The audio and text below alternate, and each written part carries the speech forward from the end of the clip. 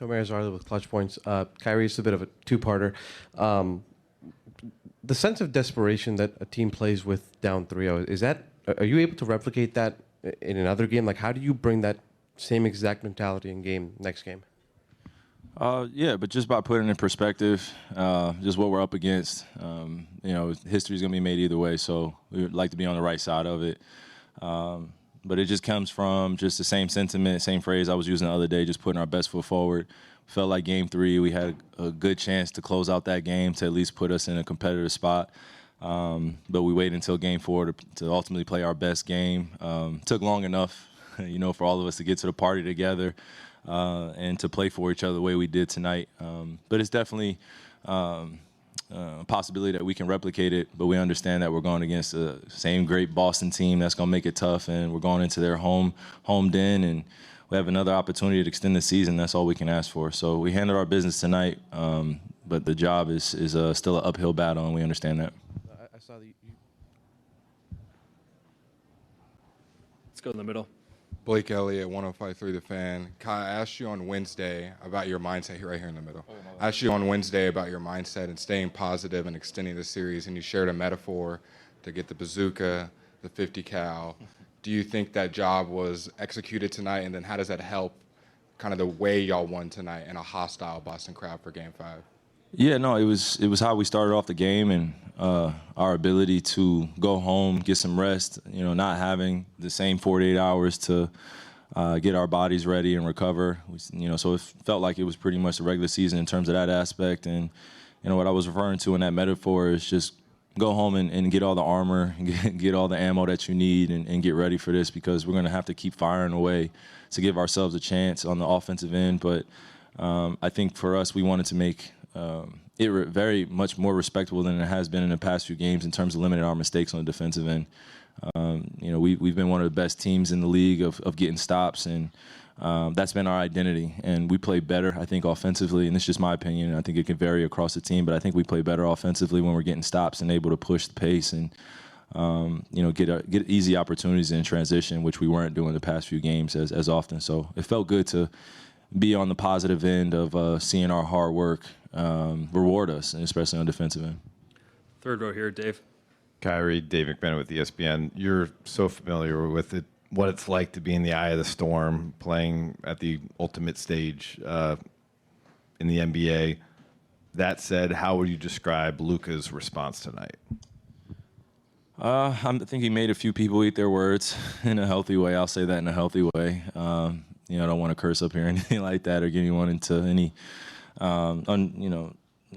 unnecessary beef, right, between us as players and the media. But I think this is his first opportunity and first taste of what it's like to be on this stage and to not play up to your capabilities, or to be out there towards the end of the game where every mistake is magnified. I think that's probably what I'm really referring to, is when every mistake is magnified, there is going to be a response, and that's your guys' job to give us your criticism, and then we go home and deal with it in a healthy way, hopefully. But I think with Luka, just like I've been reiterating to the guys, just stay off of social media as best you can, man, and just enjoy the moment that we're in. And it's not just about making it this far, it's about figuring out the little nuances to get wins on this stage. That's what it's about for us as competitors, and that's where our focus should be. So he responded very well, and I expected it. I think a lot of people expected it too, that have seen Luka, have known Luka, but just didn't know how it was going to happen. And he made some things happen tonight that I was very proud of him, and he grew. And that's what we've been talking about too since the beginning of the series, is our growth and us trending in the right direction and figuring out how we get wins together as a group with all those external factors still going on. How do you still lock in? How do you still focus in? How do you breathe through some of those mistakes? And I think he did a great job of that tonight. So hopefully we can still extend this series going into Game 5, but we know we still have to play our best, and we have to control what we control. Yeah. Fourth row, Ramona. Kyrie, Ramona Shelburne, ESPN. You talked the other day about how Boston really knows your game because you were there, you know those guys, and that was the challenge you had to meet yourself, of them just really knowing how you play. Yeah, how many games was it that they had in a row? Was it 17? Yeah. Yeah. And how have you been able to take that? Like, when somebody knows what you do, how have you been able to evolve throughout this game and maybe the last half of the last game too? It's taken time, I tell you that. And it's difficult because as as a competitor, you try not to display all your emotions out there to give an edge, but when you're going against some of the best, they're going to use everything to their advantage, and I think they've been able to do that, and that's why I refer to just having my number or knowing my game very well, and I think I was able to take a step back too and talk to my teammates a little bit more about just what that pressure can feel like, not just from losing to a team, but just going against a team and knowing that they're doing everything possible to stop you, but it's a team game. So I have to really rely on my teammates, and I think, we all did a great job of that tonight, of just continuing to support each other. And it's not just me versus Celtics or Luka versus Celtics or anyone versus the media. It's us, against the world, sort of say, and going against this good Celtics team. You saw all those Celtics fans in there tonight. So they travel in packs. When we go back to Boston, there's going to be a bunch of them yelling a whole bunch of crazy stuff still. But I think we've been able to grow and face kind of this adversity head on, and we're figuring out each other in a crazy way during the highest stage of basketball. So it's a beautiful thing, but it's also can be chaotic if you don't know how to stay poised through it. So I think we're figuring out each other throughout those phases. Appreciate the question, Ramon. 6th row, Vinny. Kyrie, Vince Goodwill, Yahoo Sports. Before the game tonight, Jason had an impassioned sort of defense of the criticism to Luka. Rightfully so. What does it mean when the coach goes out of his way to have his players back unprompted like that, like feeling that support?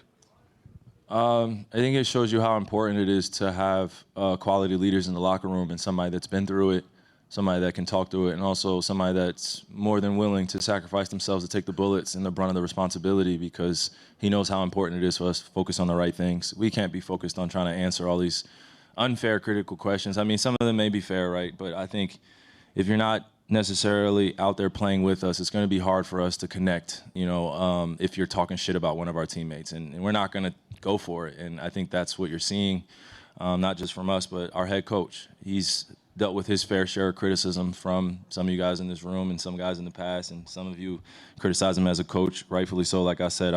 But I think if it goes over a certain boundary, you're going to see real humans step up and protect their brother or their sister. So I think that's what you saw from J. Kidd. I'm proud of him, and I have the same sentiment, man. That's our little brother right there, and he's in the finals. He's going to make mistakes, and that's why I also had that kind of peaceful sentiment about me after the game. I'm not about to go up to Luka and just say it's all your fault. That's not how it works in our locker room, and we dang sure don't want to start those bad habits now.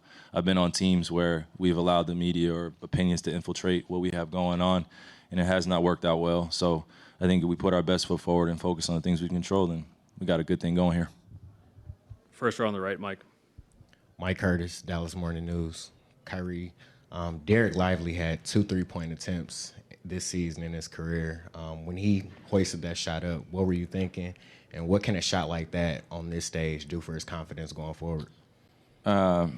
I mean, if you're familiar with D-Live's game, then you know in high school he was shooting those threes. He was on a pretty good team, too, that ended up winning a few championships together. But D-Live had an expanded game, sort of say, when he was in high school. It's crazy. I was watching highlights not too long ago, but when he shoots that, I have the utmost confidence. I think it surprised a lot of people in the arena because of the attempts and that he hasn't had yet. But for him to step up and shoot that shot, we needed it, and created a little bit more separation in the game. It eased everybody else out, and it eased everybody else's feelings that were out there with him. And when you have our one of our vocal leaders making a three like that, you best believe he's going to come to the bench and let everybody know he made that shot. So everybody was happy for him, and we knew it was a big shot. So, man, more credit to him. Want him to keep working on it. But I don't know if he shoots it again, but if he's open and shoots it, then we have the confidence in him. 1st row, Tim. Tim McMahon, ESPN. You talk about poise a lot. I know that's something you've worked with Luka on in terms of not letting frustration affect his focus. He vowed to stay out of it with the refs today. He did that. When he's locked in on the game and not the refs, what impact does that have on him? What impact does that have bleeding over the rest of you guys?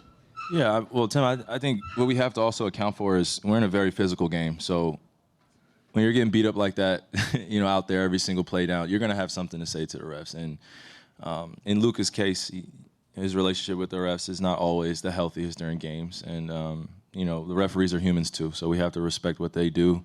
They're just a big part of this game too. It could sway either way. And I think what you're seeing is him just taking accountability as best he can at this point in his life. And, he's a young person still trying to figure it out. So I give him that grace. but also we got to give him a little tough love where, we let him know and reiterate that you got to stay off those guys a little bit. So I think it's just lessons being learned. And when he is locked in like that and he's not paying attention to the rest, he is, a huge, impactful player for us and a great leader for us. So we just want him to stay consistent on that and not be too hard on himself either if he's going to do that. If he gets a tech, so be it. No one's fratting the eye, but if we're trying to get back into the game and we need the refs, then there has to be a different perspective, a different approach you got to take. So sometimes a good conversation works for the refs. Sometimes eye-to-eye conversation works with them. But when you're shit-talking them and MFing them all the time, it could get to them too. So I'm not saying that we're all perfect, but we got to use everything to our advantage on a positive note. Thanks, Kyrie. Yep.